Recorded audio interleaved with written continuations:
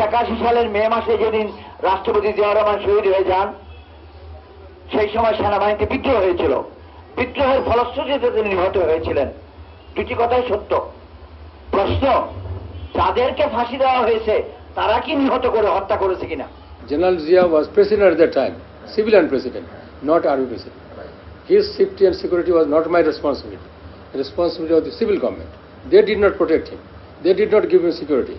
জিয়া হত্যাকাণ্ডের সাবেক সেনাপ্রধান পরবর্তীতে রাষ্ট্রপতি এরশাদের সংশ্লিষ্টতা নিয়ে অবসরপ্রাপ্ত মেজর জেনারেল ইব্রাহিমের বক্তব্যে তোলপাড় রাজনৈতিক অঙ্গন।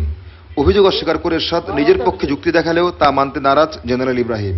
একই পথ ধরে এবার মুখ খুললেন সে সময় সামরিক অভ্যুত্থানের ঘটনার বিচারে অভিযুক্তদের পক্ষে প্রধান সামরিক কৌশলী আর এক অবসরপ্রাপ্ত মেজর জেনারেল। প্রাক্তন রাষ্ট্রপতি হোসেন মোহাম্মদ এরশাদ যে কথাটা বললেন এটা পুরোপুরি সত্য নয়, এটা সত্যের অপলাপ।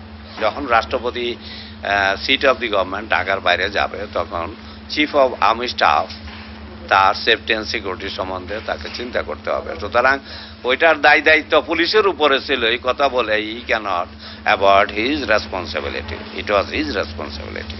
এরশাদ বলেছিলেন জিয়া হত্যাকাণ্ডের ঘটনায় তার কোনো সম্পৃক্ততা নেই। তখন যেহেতু বেসামরিক সরকার ক্ষমতায় ছিল, রাষ্ট্রপতির নিরাপত্তার দায়িত্ব ছিল ওই সরকারের, সেনাবাহিনীর নয়। এরশাদের যুক্তি মানতে নারাজ অবসরপ্রাপ্ত মেজর জেনারেল আইনউদ্দিন। রাষ্ট্রপতি জিয়াউর রহমান মারা গেলেন চিটাং সার্কিট হাউসে। চিটাং সার্কিট হাউস ক্যান্টনমেন্টের টেরিটোরিয়াল লিমিটের ভিতরে।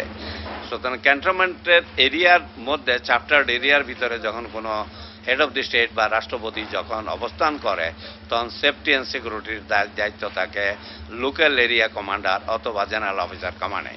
জেনারেল অফিসার কমান্ডিং চিটাংয়ের যদি দায়িত্ব হয় তাহলে সেনা প্রধানেরও দায়িত্ব। জিয়া হত্যাকাণ্ডের পর সামরিক বিদ্রোহের অভিযোগে বিচার হয়। বিচারে ফাঁসি হয় 13 জন সেনা অফিসারের। জেনারেল আইনউদ্দিন বললেন, ওই সামরিক অভ্যুত্থানের বিচারেও ব্যাপক অনিয়ম ছিল।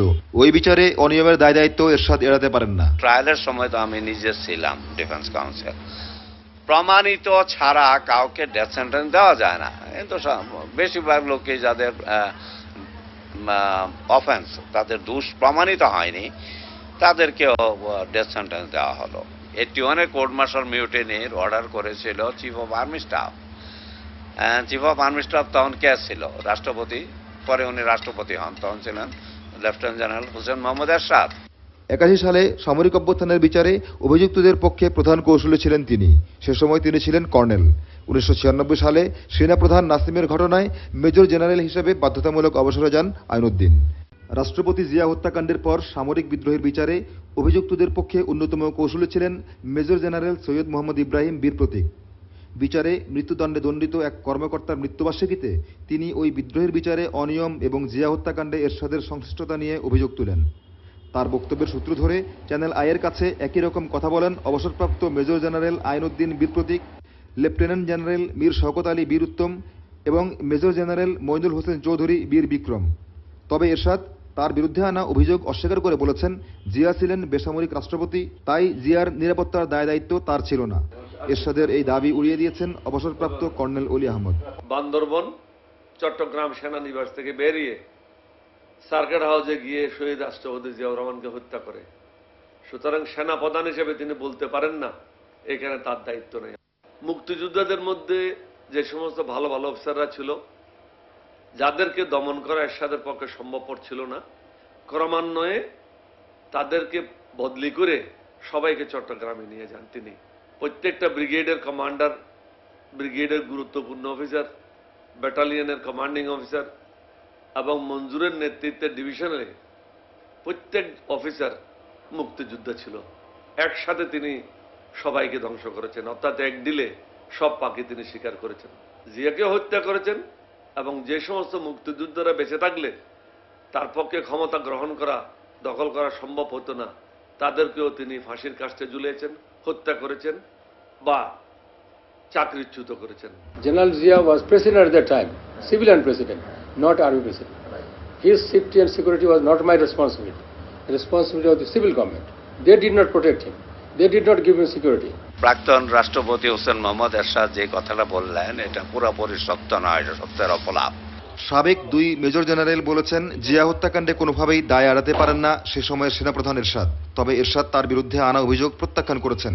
বলেছেন জিয়া ছিলেন বেসামরিক রাষ্ট্রপতি, অতএব সে সময় তার নিরাপত্তার দায় দায়িত্ব সেনাপ্রধান হিসেবে তার ছিল না। এরশাদের এই যুক্তি মানতে নারাজ অবসরপ্রাপ্ত লেফটেন্যান্ট জেনারেল মীর শওকত আলী। রাজনীতি থেকে দূরে সরে এই জেনারেল এখন বই লিখছেন, দ্য এভিডেন্স।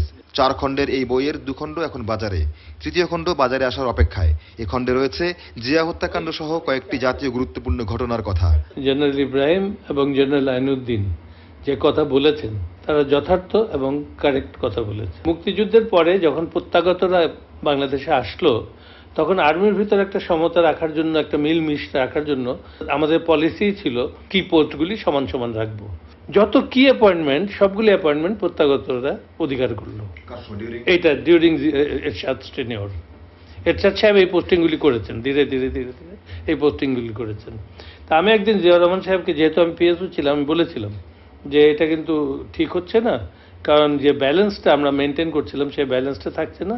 এটা একেবারে প্রত্যাগতদের হাতে সমস্ত কি অ্যাপয়েন্টমেন্ট দিয়ে দেওয়া হচ্ছে। তো জিয়া কিছুক্ষণ চিন্তা করলেন, চিন্তা করে বললেন যে after 3 months Ershad tenure will be over, তখন তো তুমি টেক ওভার করবে, one freedom fighter will be enough to sort it out. কিন্তু সেই সুযোগটা বেচারা পেলেন না। তা আপনি এই এভিডেন্সগুলি যদি সার্কামস্টান্সিয়ালি দেখেন তাহলে এটা পয়েন্ট আউট করে যে এরশাদের দায়িত্ব ছিল। জিয়া হত্যাকাণ্ড এবং মঞ্জুরের হত্যাকাণ্ড, এই 2টা ঘটনার কোনো ঘটনাতে এরশাদ সাহেব দায় এড়াতে পারেন না। মুক্তিযুদ্ধ পরবর্তী বাংলাদেশে সামরিক বাহিনীতে বিভিন্ন ঘটনায় নিহত প্রায় সবাই মুক্তিযোদ্ধা। এর কারণ কি? প্রশ্ন জেনারেল শওকতের। যারা মারা গেল সবই তো মুক্তিযোদ্ধা, বেশিরভাগই মুক্তিযোদ্ধা। মুক্তিযোদ্ধাকে মারবে কেন? এটাও একটা গবেষণার বিষয় যে কেন সবাই মুক্তিযোদ্ধা মারা গেল। জিয়াউর রহমান রাষ্ট্রপতি থাকার সময় প্রিন্সিপাল স্টাফ অফিসার ছিলেন সে সময়ের মেজর জেনারেল মীর শওকত। এরশাদ ক্ষমতায় আসার পর তাকে রাষ্ট্রদূত করে বিদেশে পাঠিয়ে দেওয়া হয়। অভিযোগ সরাসরি প্রত্যাখ্যান করেছেন এরশাদ। বলেছেন জিয়া ছিলেন বেসামরিক রাষ্ট্রপতি, তার নিরাপত্তার দায় দায়িত্ব সেনাবাহিনীর ছিল না। এ কথা মানতে নারাজ সে সময়ের আরেক মেজর জেনারেল। জেনারেল জিয়া হত্যাটা হলো কিভাবে সেটা জানতে হবে আমাদের। হত্যাটা হলো একটা বিদ্রোহ, সেনাবাহিনীতে বিদ্রোহ হয়েছে। তো সেনাবাহিনীতে বিদ্রোহ কারণ যখন বিদ্রোহ হয় তখন সেনাপ্রধানের দায় দায়িত্ব হবে, কমান্ডারদের, অধিনায়কদের দায় দায়িত্ব আসে যায়।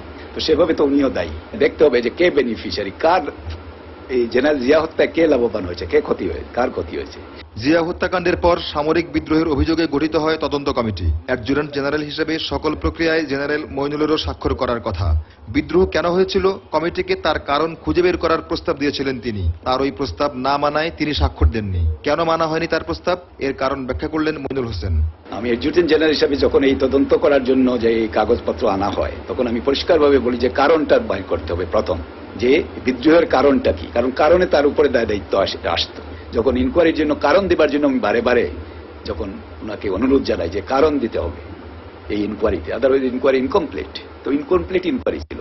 ওইখানে শুধু 30 জন সামরিক বাহিনীর অফিসার, জুনিয়র কমিশন অফিসার নিয়ে বিচার করে 13 জনকে ফাঁসি, 17 জনকে বিভিন্ন মেয়াদে কারাদণ্ড। এরপরে তো আবার মুক্তিযুদ্ধ নিধন শুরু হলো, আবার 60 জনকে চাকরিচ্যুত করা হলো। এটার মানে কি? সেই যে একটা প্রক্রিয়া চলছিল জিয়া হত্যার পর থেকে, সেই প্রক্রিয়া শেষ হলো ক্ষমতা দখলের মাধ্যমে 82 সনে একটা নির্বাচিত সরকারকে সরিয়ে ক্ষমতা দখল করে। এই বইতে আমি বিস্তারিতভাবে লিখেছি। অ্যাডজুটেন্ট জেনারেল হিসাবে ওই তদন্তের আদেশ আমার স্বাক্ষর করার কথা থাকলেও আমি তা করতে অস্বীকৃত জানাই। ফলে জেনারেল ইরশাদ নিজেই ওই তদন্ত আদেশ স্বাক্ষর করেন।